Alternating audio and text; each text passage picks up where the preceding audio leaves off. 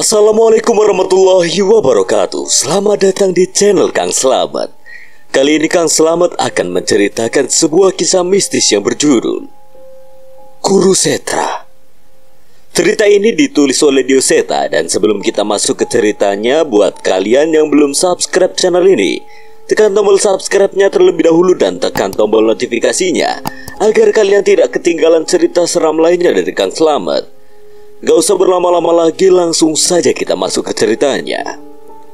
Kurusetra.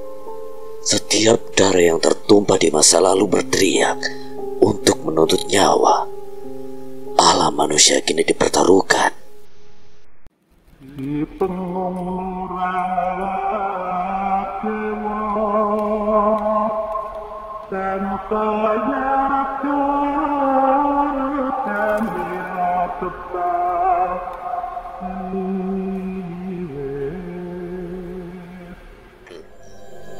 gelap, panas, apa ini semua? Aku tidak heran dengan kepanikan mereka. Reaksi mereka sama seperti saat aku menemukan alam ini pertama kali.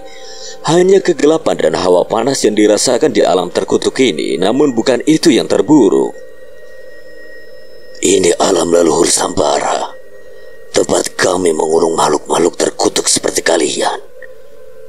Berdoa saja kalian tidak menjadi mangsa dari musuh-musuh kami yang masih bertahan dari masa lalu. Tunggu, jangan tinggalkan kami di tempat ini. Suara apa? Suara apa itu? Bawa kami pergi dari sini. Aku tidak mempedulikan mereka dan kembali ke dalam kegelapan. Aku tidak bisa lama-lama berada di tempat ini. Suara tangisannya tidak berhenti. Geraman hewan buas dan suara langkah kaki tanpa wujud saling mengincar di alam ini. Ah! Tanganku ada yang memakan. Pergi! Makhluk apa yang melilit tubuhku? Dari dalam kabut aku mendengar suara teriakan mereka berdua, namun aku tidak peduli. Mereka pantas berada di sana. Tepat saat kembali ke alam manusia, aku terjatuh. Melintasi alam itu membutuhkan tenaga yang tidak sedikit. Namun dari apa yang kulakukan tadi, setidaknya aku bisa memastikan bahwa alam itu bisa menjadi senjata pamungkas untuk menghadapi lawanku yang kuat. Sosok-sosok pocong yang baru bangkit menyambutku saat kembali ke alam ini. Walau tubuh mereka belum sempurna, tapi naluri mereka untuk membunuhku tidak surut. Aku memberikan pilihan untuk kalian mati sekarang dan mempertanggungjawabkan perbuatan kalian di akhirat. Atau kalian lebih berharap roh kalian berada di dunia dan hanya menunggu Tuhan kalian mencoba terus membangkitkan dan memperbudak kalian. Suara gemertak gigi dari tengkorak-tengkorak pocong itu terdengar. Beberapa suara mengerikan seperti suara aluhan kerbau, namun belum ada satupun dari mereka yang mendekat ke arahku. Di tengah desa itu aku melantunkan ayat-ayat suci untuk menggiring mereka yang sudah sangat tersiksa saat terperangkap oleh massa. Satu demi satu dari mereka kesakitan dan terbakar. Api itu tidak lebih sakit dari api neraka, namun setidaknya ayat-ayat suci yang mereka terima memberikan kesempatan pada mereka menerima hukuman dan pengampunan sebelum mereka sepenuhnya menjadi iblis. Aku menarik nafas lega. Sepertinya ayat-ayat yang aku bacakan tidak hanya menenangkan mereka, tapi juga membuatku merasa lebih tenang dan merasa lebih siap untuk memasuki desa ini lebih dalam. Kali ini aku mendengar suara dari salah satu bangunan yang paling besar dan terlihat sangat tua di desa itu. Sebagian dari bangunan itu sudah termakan akar dan kayu-kayu yang menjadi dindingnya sudah hampir hancur, tak mampu melawan usia. Seketika aku mempercepat langkahku ke arah bangunan itu, tapi sebelum aku sampai ke sana, aku melihat pemandangan yang membuatku kesal. Bangunan itu dikelilingi oleh makhluk-makhluk berbagai wujud yang berada di sana, seolah tertarik akan sesuatu. Saat semakin mendekat aku menyadari sesuatu. Ada makhluk kerdil bertubuh hitam menjilati sesuatu yang mengalir keluar dari rumah itu. Itu darah. Ada sesuatu yang terjadi di dalam bangunan itu yang menyebabkan darah segar mengalir di sana. Suara seorang wanita terdengar dari sana. Mungkinkah itu Entis? Aku mencoba tidak menghiraukan setan-setan alas yang mengerubungi rumah itu dan memasuki pelataran bangunan itu. Baru saja aku sampai di halaman itu, perasaan mengerikan menekan tubuhku. Aku merasakan hawa keberadaan beberapa makhluk di dalamnya. Dan aku yakin mereka bukan makhluk biasa. Aku harap aku belum terlambat. Semoga saja aku masih bisa menyelamatkan Entis dan korban lainnya. Sayangnya harapanku pupus seketika. Hanya Entis yang masih hidup di sana. Itu pun kondisinya begitu mengenaskan. Tubuhnya digantung terbalik seolah siap untuk disembelih. Tolong. Suara Entis lemas, wajahnya benar-benar pucat. Terdengar suara dari ruang lainnya. Aku hendak menolong Entis, namun sebelum aku sempat menghampirinya, terdengar suara langkah beberapa orang yang menghampiri ruangan ini. Ada seorang pria yang menenteng pisau daging dengan bertelanjang dada.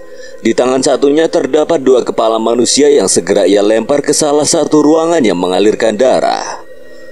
Brengsek, apa yang kau lakukan? Orang itu hanya menolehku sejenak dan tidak memperdulikanku. Ia kembali melanjutkan niatnya menghampiri Entis. Jelas aku tidak akan membiarkannya. Jangan berani-beraninya kau sentuh dia. Tidak main-main, orang itu segera menebaskan pisaunya ke arahku. Aku menghindar dan seketika ruangan itu menjadi arena pertarungan kami. Tidak ada kata-kata yang keluar dari mulut orang itu. Aku menduga dari gelagatnya sosok tukang jagal itu memang bisu. Sebuah pintu hancur begitu saja dengan pisau daging besar di tangannya. Aku membayangkan bila pisau itu mendarat di tubuhku sudah pasti tubuhku akan terbelah. Baru saja aku mengeluarkan sebuah batu hitam untuk menyerang orang itu, tiba-tiba sebuah keris melayang ke arahku. Aku menghindar, namun luka goresan terbentuk di lenganku. Cukup, aku masih membutuhkanmu. Urusan kita di desa ini sudah selesai. Biar aku yang mengurus orang ini. Seseorang kembali muncul dari dalam bangunan. Aku mengenal wajahnya. Dia adalah pria tua berambut panjang yang pernah menyerang desa Dawu Ilir. Sosok dari Trapaku Jagar yang mengincar Dirga, Prabu Junoyo. Hampir aku tidak mengenalinya. Kini rambutnya tersanggul dengan rapi dan pakaiannya benar-benar seperti orang yang berasal dari zaman kerajaan zaman dulu. Tapi wajahnya terlihat lebih muda dibanding terakhir aku melihatnya. Aku sangka kau cukup bodoh untuk datang ke tempat ini sendiri. Kukira aku bisa mencoba kekuatanku yang telah kembali pada kau dan teman-temanmu itu. Tak mungkin aku menjerumuskan mereka, apalagi setelah tahu bahwa kau yang harus kuhadapi. Aku terlalu besar mulut. Jelas-jelas aku merasakan kekuatan Prabu Junoyo telah jauh berbeda dari sebelumnya. Kau beruntung sebagai orang pertama dari zaman ini yang akan merasakan kekuatanku yang sepenuhnya. Terserah, tapi jangan libatkan Entis. Biarkan dia pergi. Prabu Junoyo menoleh ke arah Entis dan melesatkan kerisnya mengarah ke leher Entis. Kalau dia kubunuh, kau bisa apa? Dia tidak main-main. Entis yang tidak berdaya tidak berkutik saat keris Dasa Sukma menembus leher dari perempuan tak berdosa itu. Tidak, hentikan! Aku melemparkan ajian watu geni pada Prabu Junoyo. Suara ledakan terjadi tapi seranganku seolah tidak berdampak apa-apa untuk Prabu Junoyo. Sebaliknya, kini darah segera mengalir dari leher Entis yang akhirnya meregang nyawa dengan mata yang terbelalak. Aku berteriak mengamuk sejadi-jadinya. Berbagai seranganku hantamkan ke tubuh makhluk biadab itu. Sialnya, semua seranganku hanya menembus tubuhnya begitu saja. Tidak ada satupun seranganku yang mengenainya. Kau mengecewakanku. Kekuatan hitam memancar dari tubuh Prabu Junoyo membuatku terpental begitu hingga menabrak tembok. Dalam waktu yang bersamaan, bangunan tempat kami berada hancur dengan kekuatan itu. Bangunan itu runtuh, namun dengan sigap beberapa orang muncul dari reruntuhan itu bersama dengan Prabu Junoyo yang masih berdiri tegap. Ada lebih dari 5 orang anak buah dari Trapaku Jagar itu yang muncul. Salah satunya adalah sang tukang jagal. Kalian bereskan tempat lain, kita masih membutuhkan getih pasukan untuk ritual Segoro Gete. Aku berusaha untuk berdiri menghadapi makhluk itu. Kali ini aku benar-benar tidak tahu apa yang akan terjadi kepadaku. Setelah tahu tidak ada lagi yang bisa kuselamatkan dari tempat ini, mungkin aku hanya bisa memilih untuk melarikan diri. Tapi itu artinya makhluk biadab ini akan berbuat seenaknya dan memakan lebih banyak korban lagi. Aku mencoba kemungkinan dengan membacakan sebuah mantra untuk melintasi alam gaib, tingkatan alam di mana semua yang berada di alam manusia terlihat hitam dan putih. Kabut putih menutupi alam yang dihuni oleh makhluk-makhluk siluman. Sayangnya dalam waktu yang tidak terpaut lama, aku merasakan sosok Prabu Junoyo juga berpindah ke alam ini. Aku terus berlari dan berpindah ke alam lain, namun sialnya Prabu Junoyo terus mengikutiku. Sempat aku berpikir untuk membawa Prabu Junoyo ke alam leluhur Sambara, tapi entah mengapa aku ragu. Bila ia mengetahui keberadaan alam itu, mungkin ia bisa melakukan sesuatu yang berbahaya di sana. Apalagi aku tidak tahu kalau ternyata Prabu Junoyo juga mampu berpindah alam. Aku dikurung selama ratusan tahun di Siti Kawaruhan. Kau pikir aku tidak mampu mengejarmu di alam seperti ini? Aku benar-benar kewalahan, bahkan ilmu lintas alamku pun juga dimiliki olehnya. Cukup. Tak kusangka aku akan menghadapi seorang pengecut. Terserah ia ingin berkata apa, namun aku berusaha untuk berpikir rasional. Selama aku masih bisa hidup, aku masih bisa menemukan cara untuk mengalahkannya bersama yang lain. Bagaimana jika kau mati dengan senjata temanmu sendiri? Sial. Di alam yang dipenuhi kabut, sekumpulan roh gentayangan sedang menonton pertarungan berat sebelah ini. Sementara itu satu persatu pecahan keris Dasa Sukma Dirga melayang-layang di udara dengan ujungnya yang mengarah kepadaku. Tenang saja, tidak akan kusia-siakan mayatmu. Dengan cepat pecahan-pecahan keris Dasa Sukma melesat ke arahku. Aku menghindarinya dengan berhati-hati. Sialnya ia jauh lebih menguasai keris Dasa Sukma dibanding Dirga. Keris-keris itu pun menerjangku secara bersamaan dengan kekuatan hitam yang menyelimutinya.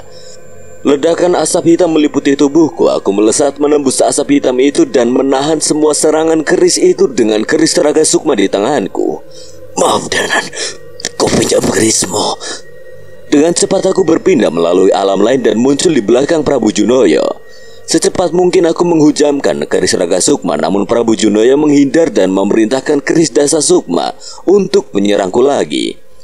Pertarungan sengit terjadi antara keris Raga Sukma dan keris Dasa Sukma. Aku terus mencoba mencari celah untuk mengejar Prabu Junoyo, namun ia tidak semudah yang aku kira. Tak kusangka kau bisa memberikan perlawanan. Benar, aku menyadari sesuatu. Mungkin pukulanku tidak bisa menyentuh tubuhnya, tapi dia menghindari dari serangan keris Raga Sukma. Apa itu artinya seranganku dengan keris ini bisa melukainya? Di tengah pertarunganku, tiba-tiba terdengar suara petir yang menyambar dengan keras. Padahal aku berada di alam yang berbeda. Bagaimana suara petir itu bisa sampai ke tempat ini? Wajah Prabu Junoyo berubah seketika. Ia memperhatikan arah suara petir itu berasal, seolah memang petir itu ditunjukkan untuknya. Sudah saatnya aku membangkitkan ratuku. Aku mengerti apa yang terjadi, tapi tiba-tiba serangan makhluk itu terasa semakin tajam. Aku tidak punya waktu lagi untuk bermain-main. Seketika terjadi retakan udara di alam ini. Saat itu seketika aku kembali ke alam manusia. Dan di saat yang bersamaan dari bayangan Prabu Junoyo muncul raksasa besar bertubuh hitam. Kukunya sepanjang lengan manusia dengan taring yang begitu panjang. Buto Jagar, dia makananmu. Gila, dia menyembunyikan raksasa seperti itu di bayangannya. Sekuat apa makhluk yang sedang kami lawan ini? Tanpa menunggu lama, sebuah sapuan tangan mengincar tubuhku. Aku berusaha melompat menghindar, namun tiba-tiba sosok itu muncul ke belakangku dan menghempaskanku begitu saja.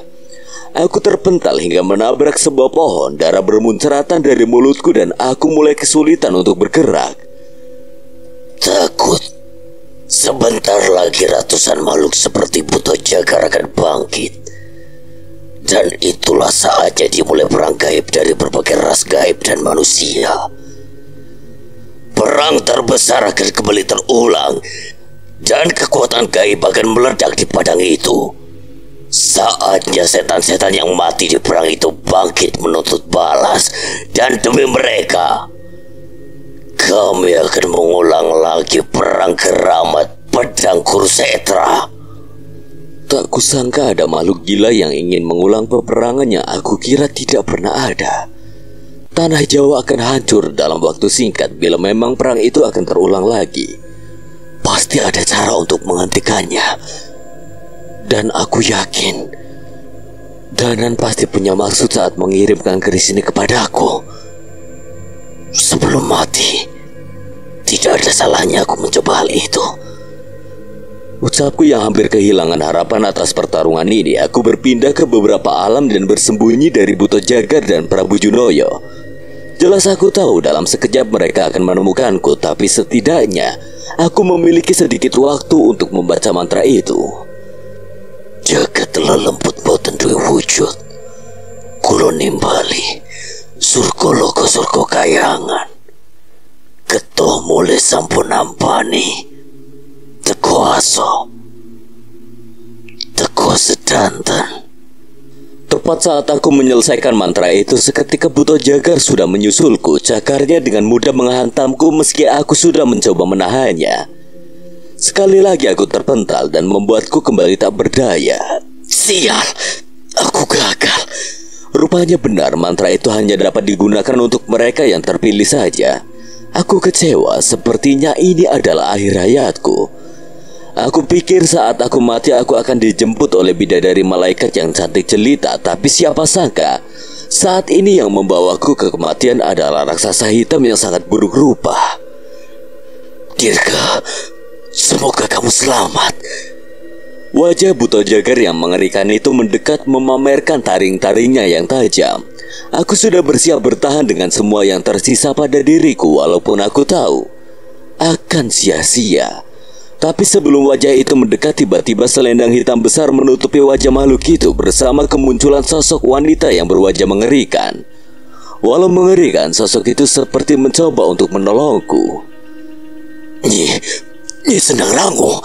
Aku mencoba menebak siapa sosok itu. Ia pun menoleh dan saat semakin jauh dari Buto Jagar, wajahnya kembali seperti yang aku kenal. Kita pergi dari sini.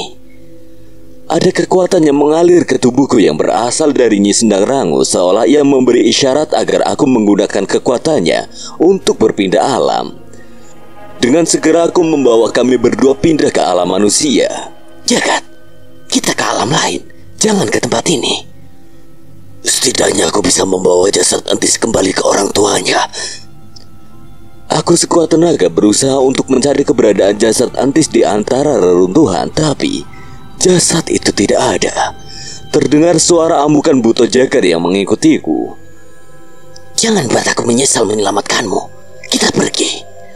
Nyi Sendang Rango sepertinya juga tidak yakin untuk melawan Buto Jagar dan tuannya Prabu Junoyo.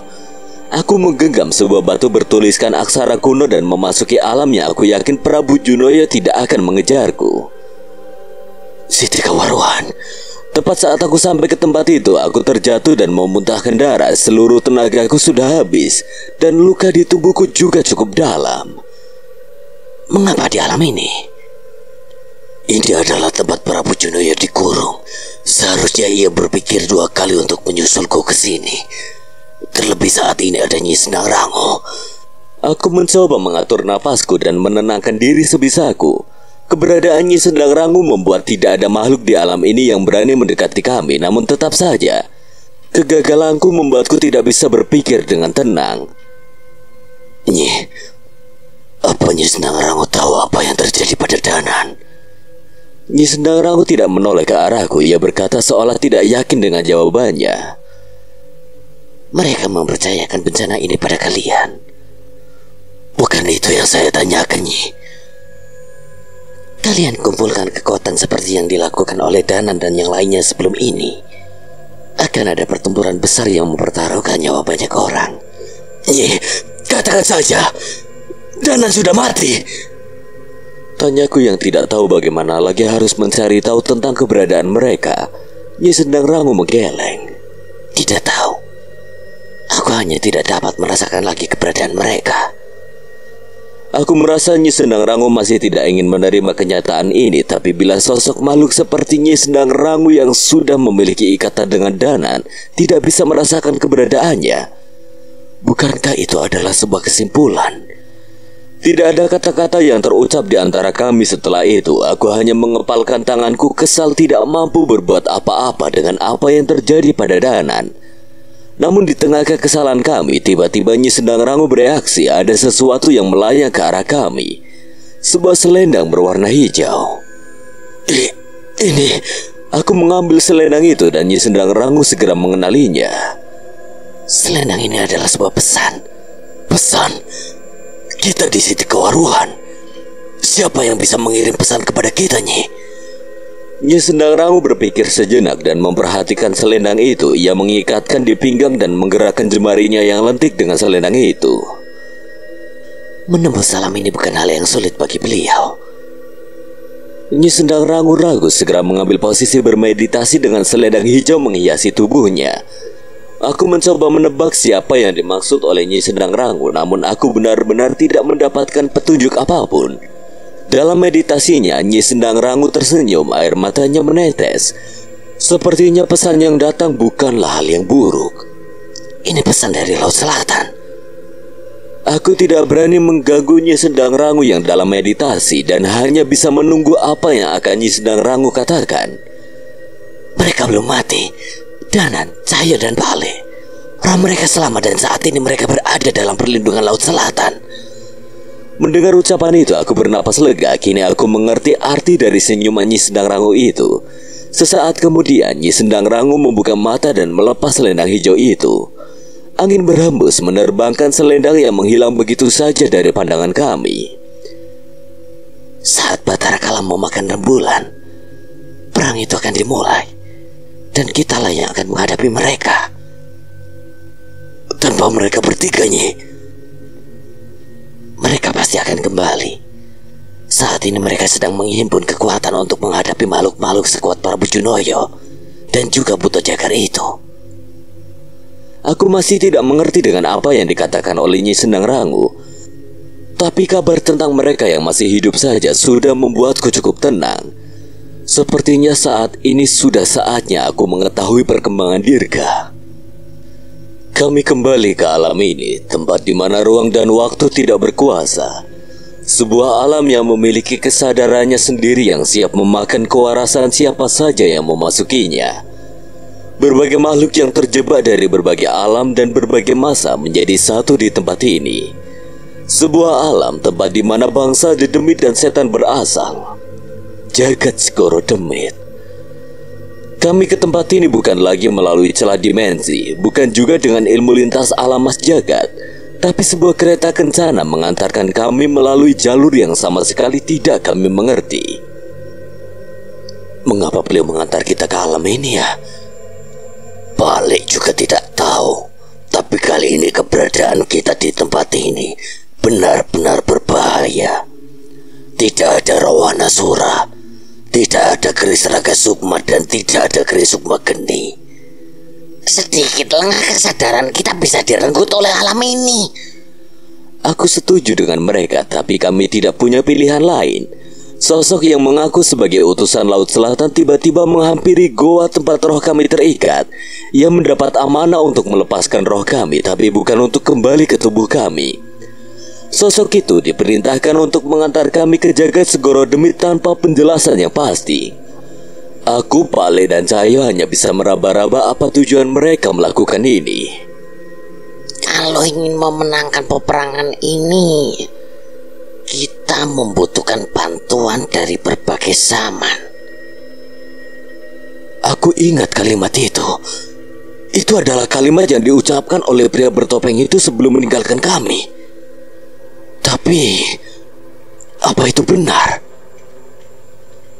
Masuk akal. Alam ini menghubungkan kita ke berbagai masa. Terlebih saat ini kita dalam wujud roh, mungkin saja kita bisa lebih leluasa di alam ini. Langit hitam, pohon-pohon kering yang sudah menghitam, dan makhluk halus yang haus akan darah menghiasi pemandangan di sekitar kami. Aku menatap sekitar dan benar-benar tidak menyangka akan kembali ke alam ini. Nan, minggir! Cahyo menyadari kedatangan bola api yang mengincar kami. Kami menghindar. Namun bola api itu juga tidak sendiri bila melihat dengan jelas seperti ada kepala manusia yang terbakar di kobaran api yang mengejar kami itu. Banaspati, bukan. Makhluk itu memiliki kesadaran. Cahyo membacakan ajian penguat raga sementara aku membacakan ajian pada kepalan tanganku. Cahyo menendang sebuah batu yang dalam sekejap menghantam makhluk itu dan ajian lebur saketi, sebuah pukulan jarak jauh memusnahkan satu makhluk yang lainnya. Lari! Bukan kami yang tak mampu menghadapi makhluk itu, namun dari jauh Pak Alek sudah menyadari pergerakan makhluk yang mengincar keberadaan kami. Sialnya kami lengah. Saat kami sedang memikirkan apa yang akan kami lakukan di alam ini, setan-setan sudah berkerumunan dan mengincar kami. Kami tidak sadar keberadaan siluman ular sebesar pohon yang menghadang kami. Belum lagi, pasukan raksasa dari berbagai ukuran sudah berlari mengejar kami dari jauh. Sial, kalau sebanyak ini kita tidak bisa selamat. Sayangnya kami memang tidak melihat jalan keluar lagi dari tempat ini. Seluruh tempat sudah terkepung. Kalian itu roh, kenapa tidak melayang saja? Tiba-tiba terdengar suara seorang pria dari sekitar kami. Anehnya kami tidak bisa melihat wujud orang itu. Benar, ikutin Pak Ale.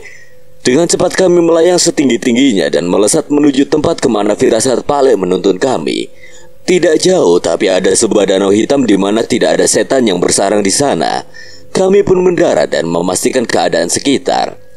Aku cukup lega mengetahui kami berhasil lolos dari makhluk-makhluk itu. Benar juga, ini pertama kalinya kami masuk ke alam ini dalam tubuh roh. Raimu kenapa, Tonjol? Kok ngeselin? Aku nggak kesel. Kalian kan udah tahu rasanya Rogo Sukmo ngambil wujud roh. Masa bisa melayang saja kalian tidak sadar? Wah, lagi rain apa, Tonjol? Ya namanya lupa kan, dah inget, Tonjol. Piye toh? Lagi pula namanya saja sedang panik. Kami yang terbiasa berjalan dengan dua kaki tidak akan berpikiran untuk melarikan diri dengan melayang. Sebaiknya kalian juga jangan lama-lama di tempat ini. Hampir tidak ada tempat aman di alam ini. Suara itu terdengar lagi, tapi kali ini sosok suara itu mulai menampakkan wujud dari balik bayangan kami. Seorang pemuda dengan umur yang tidak jauh dari umurku. Entah mengapa aku seolah mengenalnya. Wajahnya benar-benar tidak asing seperti aku sudah mengenalnya begitu lama. Dan yang lebih penting, bagaimana pemuda itu bisa berada di jagat Segoro Demit? Akar dari semua permasalahan manusia di dunia ini tak lepas dari hawa nafsu. Sebuah hasrat yang mendorong manusia untuk mencapai apa yang diinginkannya. Kepuasan adalah imbalannya.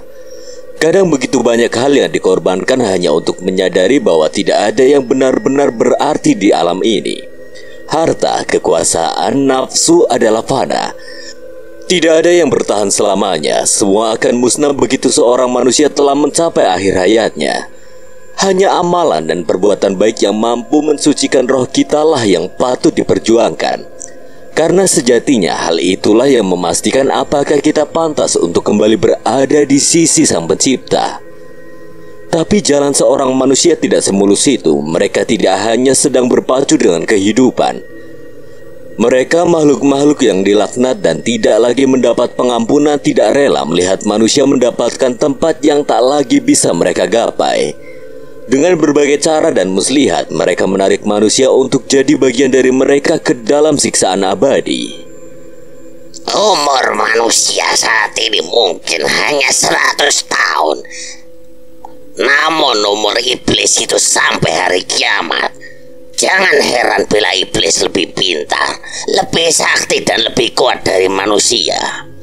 Nyai Jambrong bercerita pada Guntur dan Dirga di belakang mobil terkosong yang mereka tumpangi. Terus kenapa mereka tidak menghabisi manusia saja, Eyang? Kan mereka sekuat itu. Tuhan memberikan berbagai batasan di alam ini untuk melindungi umatnya. Termasuk terpisahnya alam roh dan alam manusia juga dimensi lain adalah salah satu caranya. Walau sehebat itu iblis tidak memiliki kuasa untuk membunuh manusia. Makanya mereka menghasut dan memanfaatkan manusia untuk memenuhi keinginan mereka. Dirga dan Guntur mengangguk mengerti setiap setan dan roh yang mencelakai manusia hampir seluruhnya memiliki ikatan atau hubungan dengan manusia sebelumnya, walaupun mungkin manusia tersebut sudah mati. Salah satu yang menjadi masalah di alam ini adalah mereka yang melakukan perjanjian gaib dan akhirnya mati meninggalkan sosok setan perjanjian itu bergentayangan di alam ini. Kalian pernah dengar tentang perang Kurusetra? Dirga menggeleng namun Guntur mengangguk. Tanah di mana perang Paratayuda terjadi kan Eyang? Di mana titisan-titisan para dewa ikut andil dalam perang tersebut?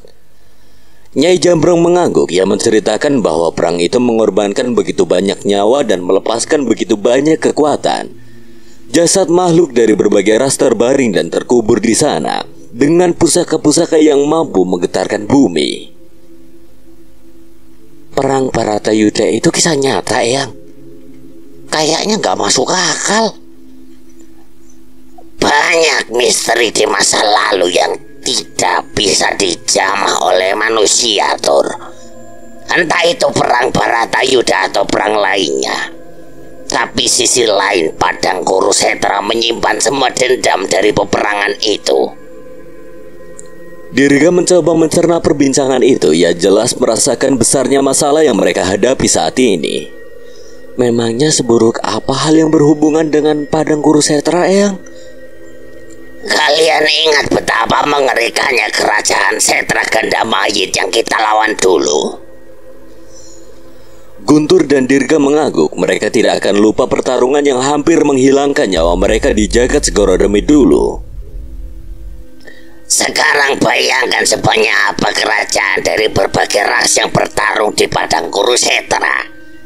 Dan bayangkan berapa banyak makhluk dari berbagai ras yang mati dengan masih membawa dendamnya di sana.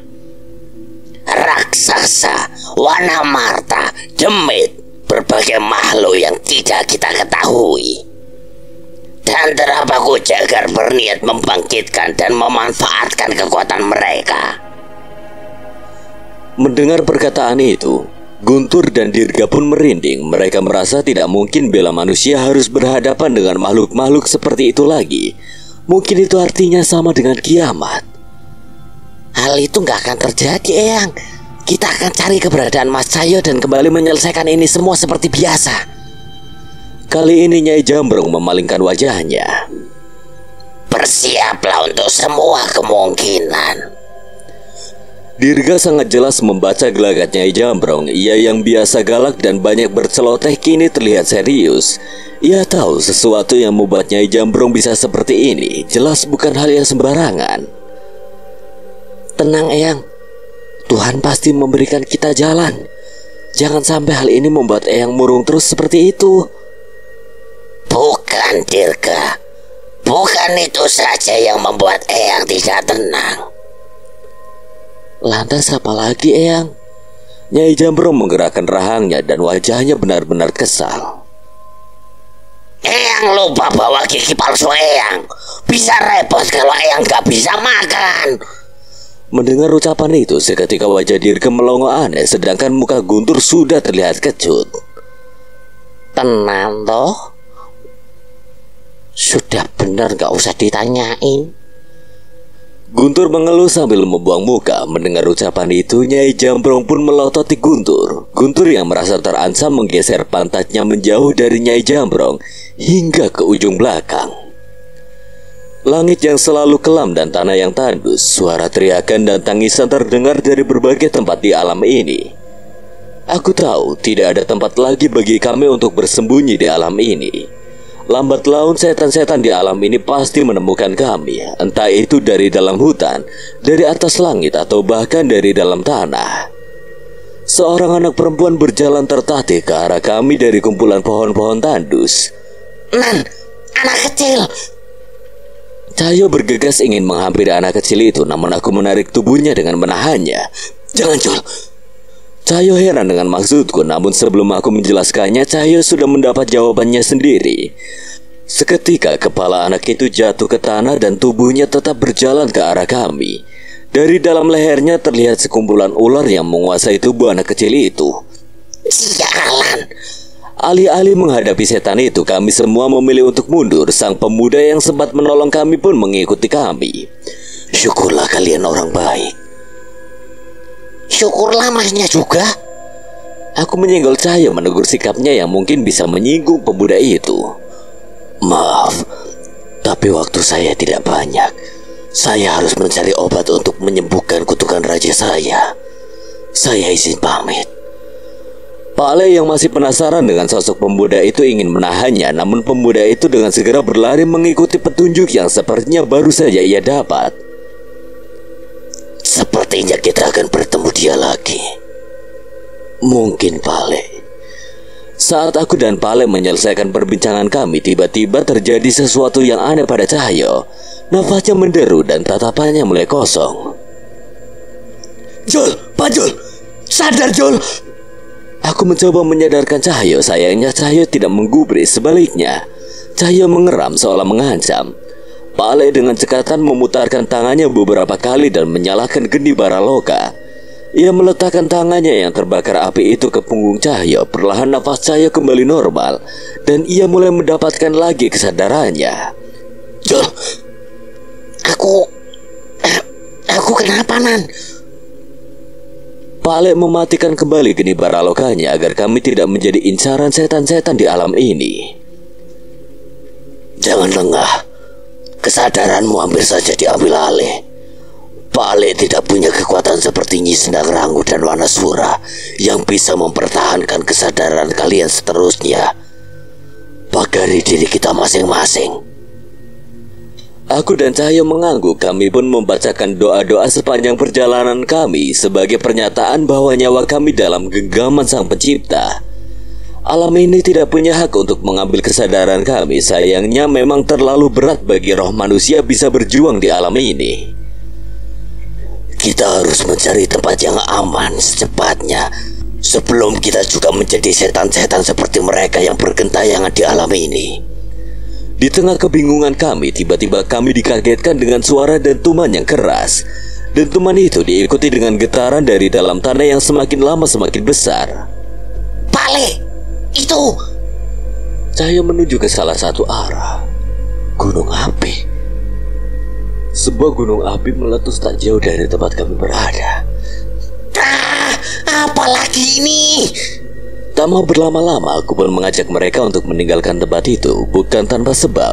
Selain karena gempa dan hawa panas yang mulai terasa, samar-samar aku melihat bayangan makhluk besar keluar dari lahar gunung itu. Jangan sampai kami berurusan dengannya. Tapi entah sebesar apa jangkauan gunung itu, walau sudah melayang secepat mungkin, debu dan awan dari gunung itu terbawa angin dan mengelilingi kami bertiga. Aku, Pak Le, dan Cahyo saling memegang tangan agar tidak terpisah karena badai debu yang menghantam kami. Suara letusan gunung kali ini terasa begitu dekat. Anehnya kali ini terdengar suara teriakan riuh orang-orang di sekitar kami.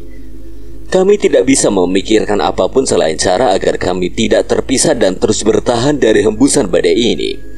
Hingga setelah beberapa saat, badai itu pun mereda. Kami tak menyangka ada gunung yang akan meletus di alam ini. Letaknya cukup jauh tapi dampak ledakannya sampai ke tempat ini. Mungkin saja pohon-pohon yang kering dan tandusnya alam ini juga disebabkan oleh kejadian alam serupa saat ini. Aku membayangkan jangan-jangan jagat Segoro Demit dulunya juga tanah yang subur dan ditinggali oleh makhluk hidup. Tapi apa yang membuatnya menjadi tempat semengerikan ini? Debu-debu yang menghalangi penglihatan kami mulai mereda. Suara keriuhan tadi berubah menjadi teriakan dan tangisan yang terdengar tak jauh dari tempat kami berada. Aneh. Saat abu dari gunung itu menghilang, pemandangan di sekitar kami tiba-tiba berubah. Yang terlihat di sekitar kami adalah suasana malam di pemukiman yang sebagian bangunan-bangunannya sudah hancur. Ada sekumpulan orang-orang di sana yang ketakutan dengan aktivitas gunung itu. Yang membuatku tidak tenang. Aku juga merasakan ada sosok lain yang berbahaya di sekitar mereka. Saat kesadaran mereka menghilang, ketika roh keramat akan memasuki tubuh mereka dan menikmati persembahan kita. Jangan, Mbak, jangan. Anak saya tidak salah apa-apa.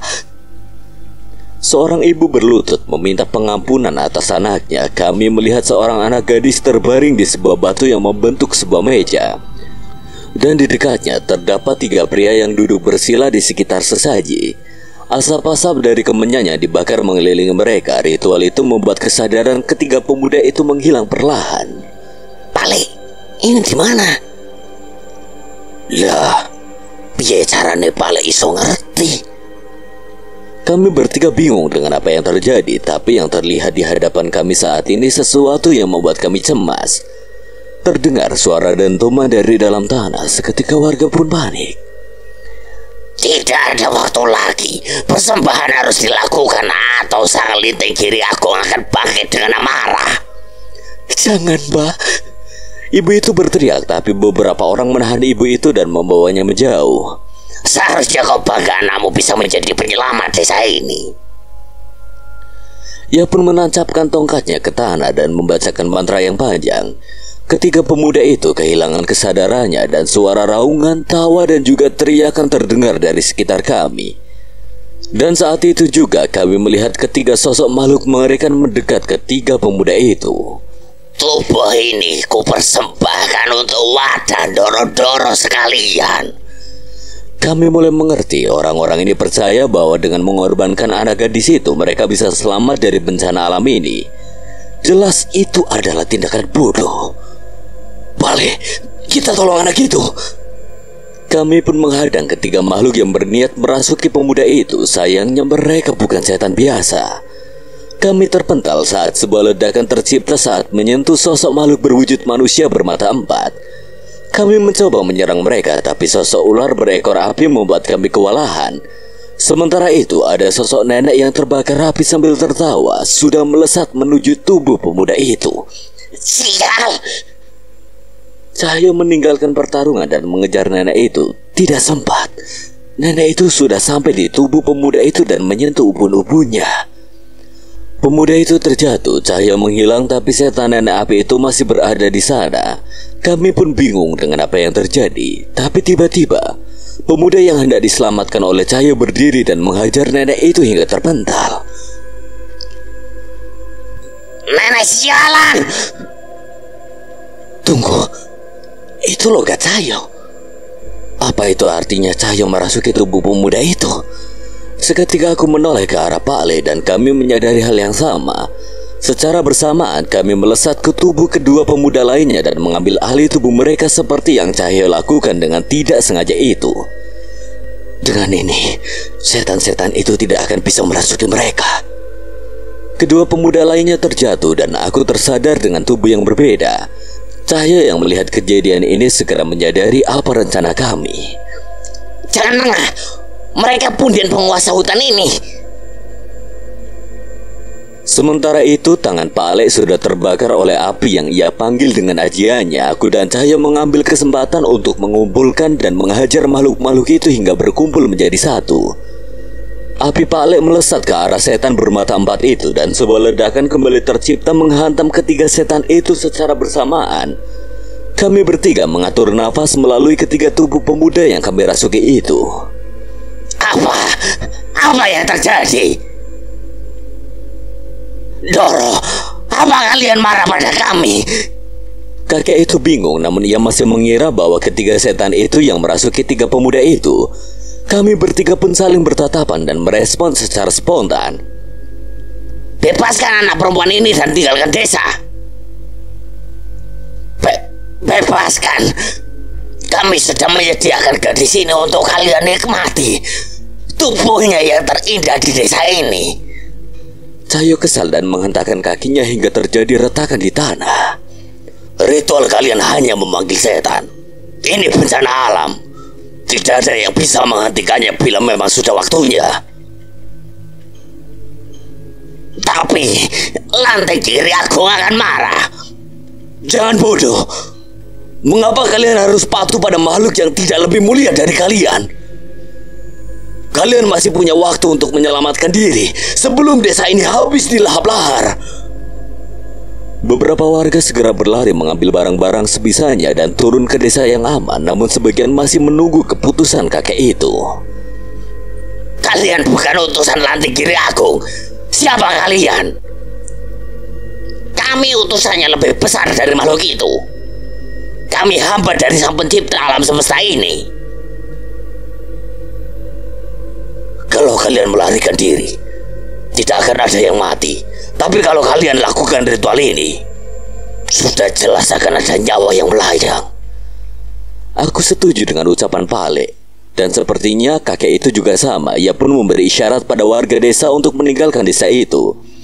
Tapi belum sempat mereka semua berpencar, tiba-tiba terlihat beberapa warga yang tertawa cekikikan dengan mata yang melotot. Mereka mulai menyerang warga lain di dekatnya. Jangan, Bu, jangan. Lanting Kiri Agung marah. Cahyo yang mendengar ucapan itu mengambil sendalnya dan melemparkannya kepada kakek itu. Kalian yang membuat Tuhan marah. Udah sopan. Aku segera menarik Cahyo dan menyuruhnya menolong orang-orang yang kesurupan itu. Pale tahu warga desa menuruti ucapan kakek yang sedang memegangi kepalanya akibat perbuatan Cahyo itu. Ia pun berusaha untuk menjelaskannya dengan lebih tenang. Bah, selamatkan warga desamu. Sosok yang selama ini kalian puja bukan melindungi kalian. Mereka hanya memanfaatkan kekuatan kalian untuk saling membunuh. Pada kenyataannya mereka tetap tidak akan bisa menyelamatkan kalian. Tapi melihat keraguan kakek itu, Cahyo sudah bersiap dengan satu sandalnya lagi. Namun aku menahannya. Biarinan, aku kesal sama kakek tua itu. Sudah. Itu udah ditungguin sama setan-setannya.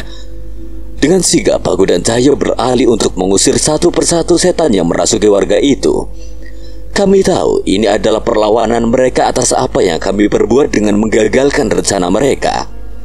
Tak butuh waktu lama, Pak Ale pun berhasil meyakinkan kakek itu untuk memerintahkan warga desa untuk pergi. Kami pun fokus mengusir roh-roh utusan ketiga makhluk itu hingga mereka semua benar-benar pergi. Siapapun kalian, terima kasih. Terima kasih sudah menyelamatkan anak saya. Tiba-tiba ibu dari gadis yang ditumbalkan itu menghampiri kami bersama seorang warga yang membantu membopong anak gadis yang sudah mulai sedikit sadar itu. Ya sudah, Bu. Yang penting kalian selamat. Jangan sampai kalian terjerat ritual sesat seperti ini lagi. Terima kasih, Doro. Terima kasih. Kini tinggal kami bertiga di tempat ini dan tiga makhluk sialan itu sudah mengincar kami dari jauh. Sepertinya kali ini mereka benar-benar marah. Pengacau! Nenek api itu kesal, ia melayang bergentayangan di sekitar kami. Kalau mereka tidak menyediakan tumbal untuk kami, itu artinya kami harus membunuh mereka semua. Kali ini kaki kami menyentuh tanah. Aku bisa merasakan angin yang berhembus dan Pak Ale sudah muak dengan tipu daya setan-setan itu. Tanpa kami sadari, ular berekor api itu membesar dan tiba-tiba melilit kami. Cahyo berinisiatif menggunakan ajian penguat raganya untuk mencengkeram dan melepaskan lilitan makhluk itu. Kenapa laki-laki kita harus berurusan dengan ular sih? Tapi kan, kamu memang ahlinya ular, Jul. Pak Ale membesarkan apinya sementara aku melantunkan ayat-ayat suci layaknya senandung yang mengalun di udara. Tepat ketika makhluk-makhluk itu menyerang kami, api Pak Ale membesar dengan ajian Gamburu Mekso yang kubacakan. Sayatan-sayatan di tubuh setan-setan itu tercipta dan terbakar api yang lebih panas dari yang mereka miliki. Api yang tercipta dari ayat-ayat suci Sang Pencipta alam semesta ini. Makhluk sialan! Terkutuk kalian! Rasa sakit terus membakar mereka. Namun sebelum aku dan Cahyo hendak melesatkan serangan pamungkas kami, setan-setan itu pergi dan melarikan diri menuju kedalaman hutan. Tuhan kami yang bergelar Lanting Kiri Agung akan membalas perbuatan kalian. Suara nenek api itu menggema mengancam kami. Kami memastikan sampai desa ini benar-benar aman dari makhluk itu. Namun gejolak dari dalam tanah dan semburan awan panas mulai terlihat dari arah puncak gunung. Tak menyia-nyiakan waktu, kami pun memutuskan untuk meninggalkan desa itu dan mencari tempat yang lebih aman. Ada sebuah danau besar yang kami temukan saat meninggalkan gunung itu. Suara dentuman terdengar. Malamnya seharusnya gelap menjadi terang dengan terangnya cahaya dari api dan lahar yang menyala meleleh dari puncak gunung. Kami bertiga menyaksikan pemandangan itu sambil bergidik ngeri, membayangkan betapa dahsyatnya ledakan itu. Entah berapa desa yang akan hancur karena bencana tak terhindarkan itu. Pale, terus tubuh pemuda-pemuda ini gimana? Iya balik, kita harus memisahkan diri kan? Iya itu masalahnya Nan. Sukma mereka sudah hilang sejak ritual itu. Kalau kita meninggalkan tubuh ini, mereka bisa saja mati. Aku dan Cahyo saling bertatapan. Kami memang menyaksikan ritual yang membuat ketiga pemuda ini tidak sadar. Tapi kami tidak menyangka bahwa kakek bodoh itu tega melepaskan Sukma dari ketiga pemuda ini. Karena kesalahan kita. Kita sudah menggunakan wadahnya. Kita juga belum tahu cara untuk kembali. Mungkin sebaiknya kita mencari cara untuk mengembalikan Sukmanya dulu.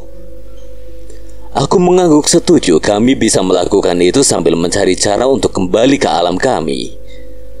Prajurit berkuda, rumah-rumah kayu sederhana, hingga penerangan sederhana yang hanya mengandalkan obor dan lampu minyak sederhana.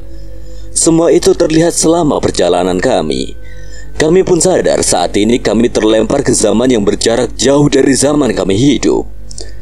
Selama ini aku gak percaya sama yang namanya lintas waktu loh Pale. Tidak ada yang mustahil Nan. Banyak peninggalan-peninggalan di alam ini yang tidak relevan dengan zaman.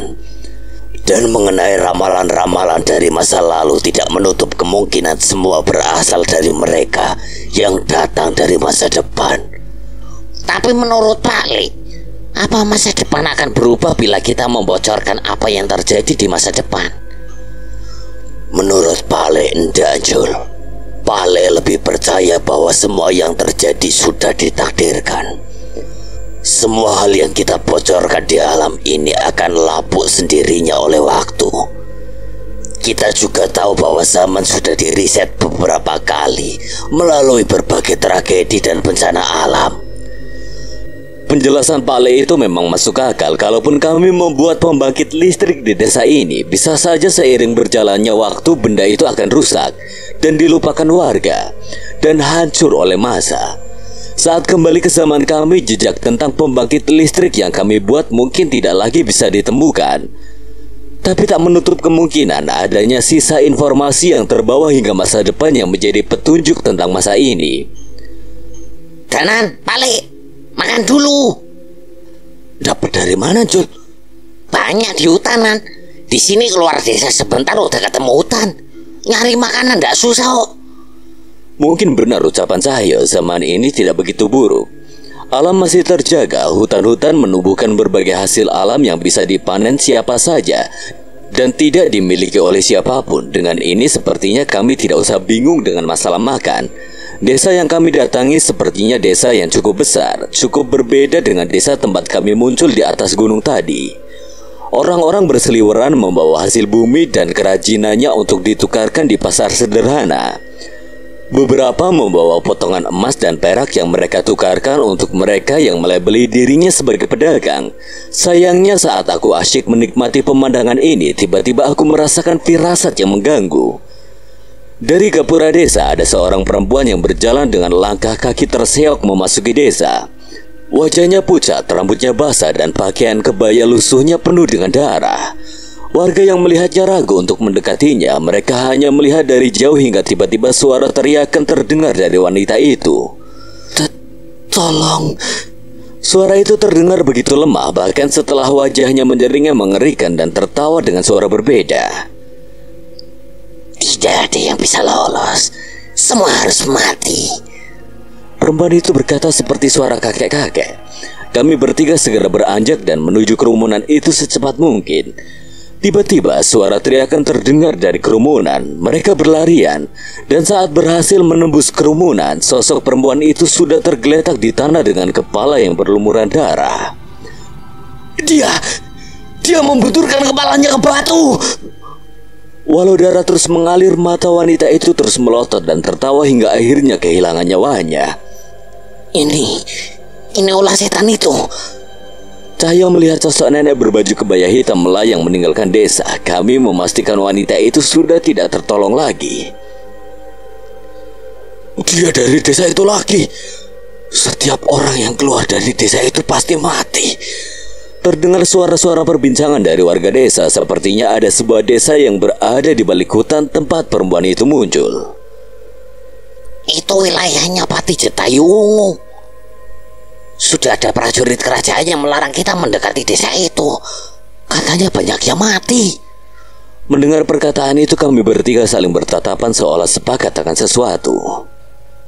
Kita ke sana. Aku dan Cahyo mengangguk tanpa membantah sedikit pun. Walaupun ini bukan zaman kami, tapi kami tidak akan membiarkan setan-setan seenaknya merenggut nyawa manusia. Kami harus menghentikan manusia bodoh yang menjadi jembatan makhluk-makhluk itu untuk bisa berbuat seenaknya di alam ini. Butuh waktu beberapa jam untuk menembus hutan. Aku tidak bisa membayangkan wanita tadi berjalan sekuat tenaga dengan semua lukanya melalui hutan ini, dan ia tetap berakhir tragis oleh setan nenek terkutuk itu. Di tengah perjalanan Cahyo terhenti. Ia melihat sesuatu yang membuatnya geram hingga mengepalkan tangannya erat-erat. Kita sudah dekat.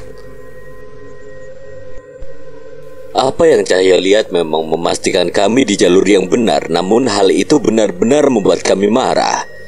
Satu kepala tergantung di atas pohon dengan tubuhnya yang terpisah terjatuh di tanah. Leher jasad itu terputus dengan tebasan pedang. Aku menduga ada campur tangan pendekar atau prajurit dalam perkara ini. Samar-samar terdengar suara pedang yang beradu, namun suaranya tidak seperti teriakan perang yang penuh tenaga. Suara yang mengiringi pedang-pedang yang beradu adalah suara tawa cekikikan, geraman hewan buas, dan suara mantra-mantra yang saling menumpuk. Apa ini semua? Aku tidak percaya dengan apa yang aku lihat. Kami disambut dengan jasad-jasad tergantung di tiang-tiang yang dibuat bersama berbagai jenis sesajen. Di bawahnya terlihat jelas prajurit-prajurit yang mati dengan darah mengalir menutupi tanah yang kami lewati. Ritual penumbalan dengan tumbal sebanyak ini. Pak Alek benar-benar cemas dengan semua pemandangan ini. Kami pun bergegas menuju desa lebih dalam lagi di mana suara-suara itu berasal. Hentikan perbuatanmu, Jetayuwungu. Semua ini tidak akan berakhir baik. Hei Brahma, tentu saja tidak akan berakhir baik. Dengan bodohnya kau membawa seorang raja ke tempat seperti ini. Bodoh jika aku tidak mengerahkan semua yang kumiliki. Aku datang ke sini hanya berharap bahwa bukan kau dalang dari semua ini. Apa jabatan pati dan semua harta yang kau miliki tidak cukup membuatmu puas? Boleh seseorang yang dianggap sebagai raja itu, walaupun disebut raja, ia hanya menggunakan pakaian layaknya pendekar biasa dan bersenjatakan pedang. Kekuasaan, kehormatan, harta, itu tidak ada yang abadi yang mulia. Saat mati semua itu akan lenyap begitu saja. Mereka menawarkan kepada aku yang lebih menggiurkan, kekuatan dan keabadian yang tidak mungkin bisa kalian dapatkan. Dari apa yang kami lihat, sang raja dengan pelindungnya yang bernama Brahma itu benar-benar terdesak. Prajurit mereka yang tidak seberapa terlihat kelelahan, dan dari sisi Pati Jetayuwungu terlihat prajurit-prajurit yang dirasuki makhluk berkekuatan hitam. Jangan remehkan jumlah kami yang sedikit. Mereka adalah prajurit yang terlatih untuk menghadapi situasi seperti ini. Aku memang sudah mengetahui kehebatan prajuritmu, Brahma. Pertarungan ini memang membuktikannya. Karena itu, sekarang aku menginginkan mereka. Sebuah pisau dicabut dari pinggang Pati itu. Sebuah pisau dengan bilah hitam dengan gagang berbentuk ular. Ia menggoreskan pisau itu pada telapak tangannya dan meneteskannya di tanah. Saat itu seketika darah Pati itu berubah menjadi hitam, dan muncullah sosok-sosok yang melayang-layang menikmatinya. Ambil tubuh mereka. Setelah menikmati darah sang pati, makhluk-makhluk itu berterbangan mengelilingi prajurit-prajurit yang melindungi sang raja. Dalam hitungan detik, perubahan terjadi pada mereka. Mata mereka menghitam. Mereka menyeringai dengan mengerikan dan berbalik mengarahkan pedangnya pada raja. Kau brengsek. Sudah kau bilang, aku beri pelajaran tentang perbedaan kekuatan seorang pati dan juga panglima. Kini mereka berdua benar-benar terdesak. Kami sadar, jika tidak ada pertolongan mereka berdua akan mati. Habisi mereka. Bawa kepala mereka berdua kepadaku. Seketika puluhan pedang mengarah kepada kedua orang itu. Danan, Pak Le ternyata sudah menyalahkan Geni Baralokanya yang memberikan satu kobarannya untukku. Sementara Cahaya sudah bersiap dengan ajian penguat raganya dan berlari menuju kerumunan itu. Wanasura! Teriakan Cahaya sambil menghantamkan pukulannya di tanah. Beberapa prajurit terpental, sepertinya ia lupa bahwa Wanasura sedang tidak berada di dalam tubuhnya. Tapi apa yang ia lakukan berhasil membukakan jalan untuk aku dan Pale. Geni Baraloka adalah jurus terhebat Pale, bukan yang terkuat, tapi jurus yang paling berguna dalam pertempuran melawan makhluk gaib. Api ini tidak sembarangan menyakiti manusia. Ia hanya menyakiti makhluk yang memiliki niat jahat dan memusnahkan kutukan dari seseorang. Dengan api ini, kami membakar prajurit-prajurit yang baru saja kerasukan itu. Mereka meronta kesakitan, namun aku tahu itu hanya sementara. Jangan jauh-jauh dari kami. Siapa kalian? Perkenalannya nanti saja. Perintahkan prajurit yang sudah sadar untuk meninggalkan desa ini. Jika kerasukan lagi mereka akan menyusahkan. Sang raja dan Brasma saling menatap dan setuju. Brasma dan Cahaya bertarung menghalau prajurit-prajurit yang masih kerasukan, sementara sang raja membantu kami menyadarkan prajurit yang sudah tertolong. Sadarkan yang lain bahwa mereka pergi sejauh mungkin dari desa ini, sejauh mungkin dari Pati Jetayuwungu. Tapi Tuhan tidak ikut. Sang raja menggeleng, sepertinya tujuannya di tempat ini masih belum selesai. Pale, sekali lagi. Aku mengajak Pak Le menggabungkan kekuatan kami lagi. Aku membacakan kembali alunan ayat-ayat suci yang menanamkan kesucian pada setiap udara yang kami hirup. Angin berhembus dengan ajian Gaburo Mekso yang kali ini menyatu dengan Geni Baraloka Pale. Seketika badai api dari Geni Baraloka tercipta di tempat itu. Prajurit-prajurit yang kerasukan terbakar oleh api Pale dan perlahan mulai mendapatkan kesadarannya. Api ini tidak panas. Berarti masnya orang baik. Api ini hanya membakar niat jahat dan memusnahkan kutukan. Sang raja dan Brasma merasa kagum dengan api itu. Dan dalam beberapa saat semakin banyak prajurit yang lepas dari kendali setan-setan itu. Mereka pun bergegas pergi meninggalkan desa seperti apa yang sang raja perintahkan. Apa yang kalian lakukan? Siapa kalian? Pati Jetayuwungu menyadari keberadaan kami. Sepertinya ia cukup terancam dengan serangan tadi. Tanpa disadari, tiba-tiba Cahaya sudah berada di hadapan Pati itu dan menghajarnya. Ini untuk perempuan yang mati di desa karena setan suruhanmu. Sang Pati yang mencoba berdiri kembali mendapat pukulan bertubi-tubi dari Cahaya yang sudah termakan emosi. Kau pikir nyawa warga desa ini apa? Mereka juga manusia sepertimu. Pati itu terpental. Pukulan Cahaya memang keras, tapi itu tidak cukup untuk membuat Pati itu tumbang. Jangan sombong manusia rendah. Orang kampung seperti kalian hanya berharga jika dijadikan tumbal. Pati itu membalas dengan menghantamkan pukulannya ke arah Cahyo, tapi Cahyo menangkapnya dengan satu tangan. Sekali lagi, pukulan Cahyo mendarat di tubuh sang Pati. Brasma dan raja itu tidak menyangka melihat kejadian itu. Bukan manusia yang berhak menilai nyawa seorang manusia. Setiap nyawa manusia itu bernilai. Beraninya kau. Cahaya tak membuang waktu dan menghantamkan lagi tinjunya, tapi kali ini pukulannya tertangkap oleh Pati itu. Kalau kau ingin mengadu kekuatan, ada yang lebih pantas. Pati itu pun membuka kembali luka di telapak tangannya sambil membaca mantra.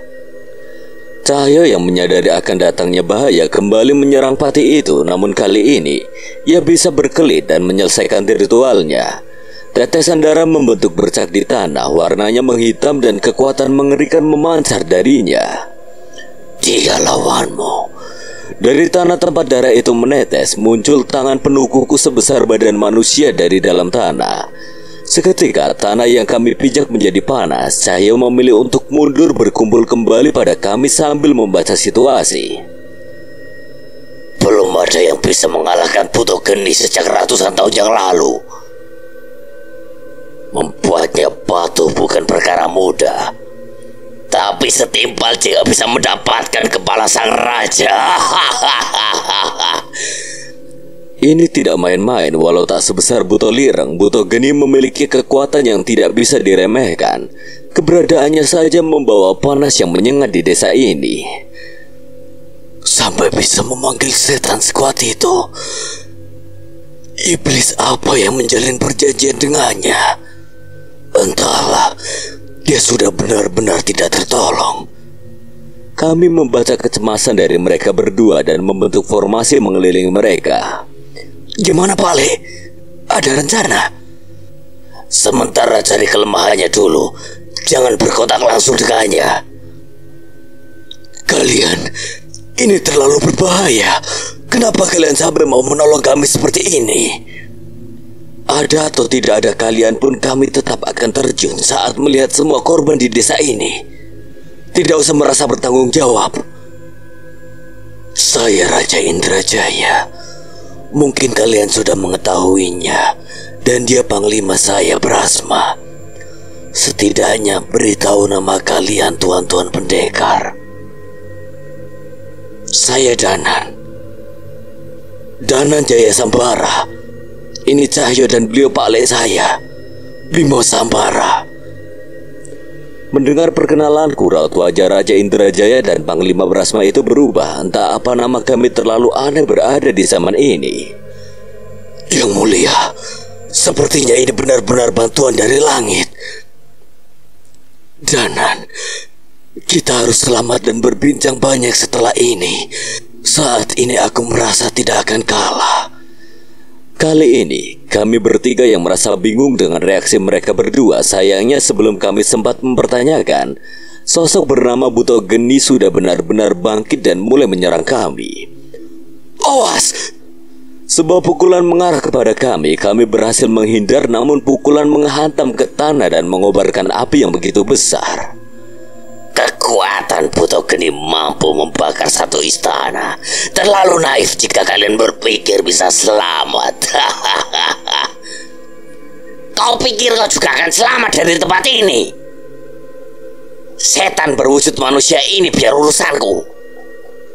Cahyo sepertinya sudah begitu kesal dengan semua yang terjadi di desa ini. Cahyo menggunakan ajian penguat raga, sedangkan Pati Jetayu memperkuat dirinya dengan kekuatan hitam yang merasuki dirinya. Dalam sekejap, pertarungan sengit terjadi di antara mereka. Sementara itu, Raja Indrajaya membaca sebuah mantra sembari dilindungi oleh Panglima Brahma. Tepat saat Buto Geni kembali menyerang, aku mengempaskan pukulannya dengan ajian lebur sakti milikku. Pale menyusul dengan membakar dahi Buto Geni, berusaha melepas ikatan dari alam ini.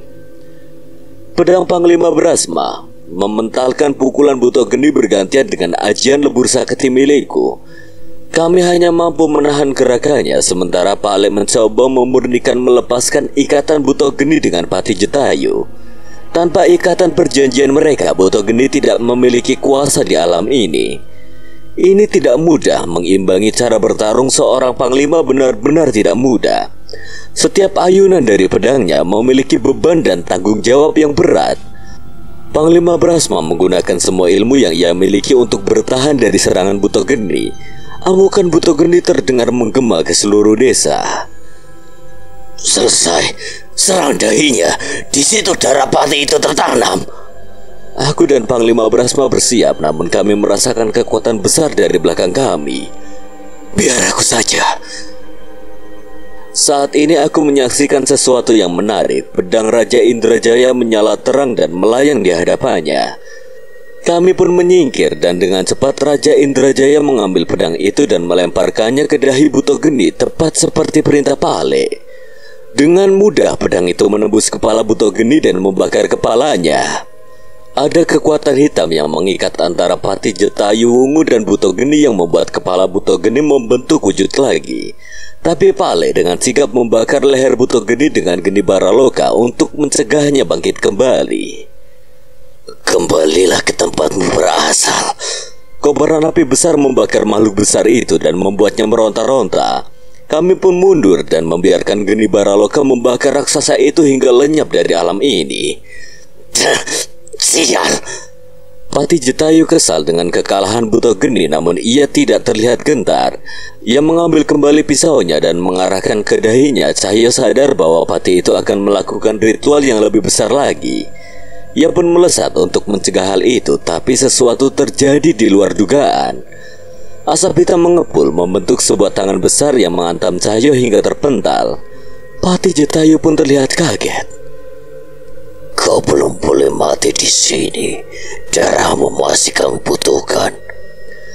Ada suara menggema di antara kami. Tangan besar itu menggenggam Pati Jetayu yang belum selesai dengan ritualnya dan ia pun menghilang dari pandangan kami. Hening saat kepulan asap hitam yang membawa pergi Pati Jetayu hilang. Suasana hening seketika, tidak ada suara dan tidak ada sosok kehidupan lagi selain kami berlima di sini. Dia melarikan diri. Benar, ada sosok yang lebih mengerikan dari semua ini. Itu benar-benar buruk. Raja Indrajaya menepuk pundak Panglima Brasma mencoba menenangkannya. Kita tidak tahu semengerikan apa sosok di balik Pati Jetayu Wungu. Tapi setidaknya kita juga bertemu dengan mereka. Raja Indrajaya memandang pada kami bertiga. Aku dan Cahyo terduduk di tanah mencoba mengatur napas kami. Berada di tubuh orang lain ternyata cukup sulit. Panglima Brasma meninggalkan desa sejenak dan memanggil prajuritnya yang berjaga untuk mengumpulkan tim untuk mengevakuasi korban-korban di desa ini. Mengapa seorang raja bisa berada di pertempuran semengerikan ini? Masalah di kerajaan ini bukan di istana, tapi dari desa ini. Wajar kan saya berada di sini? Benar juga, Yonan. Aku menyikut sedikit baunya untuk mengingatkan Cahyo agar lebih sopan. Kalian datang di saat yang tepat. Pasukan kami tadi adalah pasukan yang ketiga setelah 2 regu lainnya dihabisi oleh pengkhianat itu. Aku memang melihat mayat-mayat prajurit di awal masuk desa tadi. Mungkin itu yang Raja Indrajaya maksud. Raja Indrajaya menceritakan pada kami tentang gejolak di kerajaannya. Ia mengatakan bahwa berita-berita mengerikan tentang kematian rakyatnya yang tidak wajar hingga munculnya aliran ilmu hitam membuat ia cemas. Raja Indrajaya pun membentuk prajurit khusus di bawah pimpinan Panglima Brasma untuk mencari tahu tentang pengkhianat ini secara diam-diam. Bahkan Raja Indrajaya ikut menyamar untuk mencari informasi dari desa-desa di wilayahnya. Demi informasi itu, Panglima Brasma kembali dengan membawa pasukan yang mengantarkan beberapa ekor kuda. Sebaiknya kita mencari tempat yang lebih baik dulu untuk beristirahat. Biar pasukanku yang membereskan semua ini. Terima kasih Brasma. Kami jalan kaki saja. Saya tidak mahir berkuda. Aku setuju, aku lebih nyaman berjalan kaki daripada harus naik kuda. Tapi tidak dengan Cahyo. Ia mengambil tali kekang salah satu kuda dari tangan prajurit dan menaikinya. Ia terlihat begitu lihai dengan itu. Kui Sonjul, kamu lupa? Bukannya aku pernah cerita kalau bapakku melihara kuda di desaku dulu? Benar, aku ingat. Cahyo pernah bercerita bahwa ayahnya memelihara kuda dan terkadang membantu mengurus kuda milik orang lain juga. Sudah naik saja. Biar prajuritku yang membantu mengendalikan kuda kalian. Melihat Cahaya yang nyaman dengan kudanya, aku pun tidak mau kalah. Bapak juga pernah mengajariku berkuda, tapi aku juga ingat bahwa tidak mudah mengendalikan hewan yang paling berguna di peperangan ini. Jasad-jasad yang tergantung di tiang-tiang selama perjalanan keluar desa masih terus membuat kami geram. Terlebih ketika kami mengetahui bahwa sosok di balik ritual desa ini masih berkeliaran. Sebenarnya ritual apa yang dilakukan oleh Pati Jitayu? Entahlah, kami datang saat sudah terlambat. Sesuatu telah terjadi di tempat ini, dan yang membuat kami khawatir ritual ini hanya permulaan saja. Mendengar jawaban itu, kami pun semakin khawatir. Dengan sebanyak ini nyawa yang ditumbalkan, entah apa yang akan ditukarkan, kekuatan, kebangkitan, atau sesuatu yang tidak kami ketahui. Kami sudah ikut campur dengan masalah ini, sepertinya kami tidak bisa lagi mundur. Tapi saya sama sekali tidak menyangka bahwa akan tertolong sekali lagi oleh kalian. Sekali lagi? Sepertinya ini pertama kali kita bertemu, Tuan. Bukan. Maksudnya tak kusangka setelah dulu saya ditolong oleh Pati Widarpa, hingga pertarungan sebelumnya kami ditolong oleh putranya, yaitu Daryana. Kini kami tertolong oleh kalian, Sambara. Oh, iya benar. Saya juga penasaran. Saya tidak pernah tahu Pati Widarpa punya kerabat lain yang menyandang nama Sambara selain anaknya. Mendengar ucapan Raja dan Panglima itu, seketika aku dan Pak Le terdiam. Widarpa? Daryana? Apa ini maksudnya kami berada di zaman yang sama dengan mereka?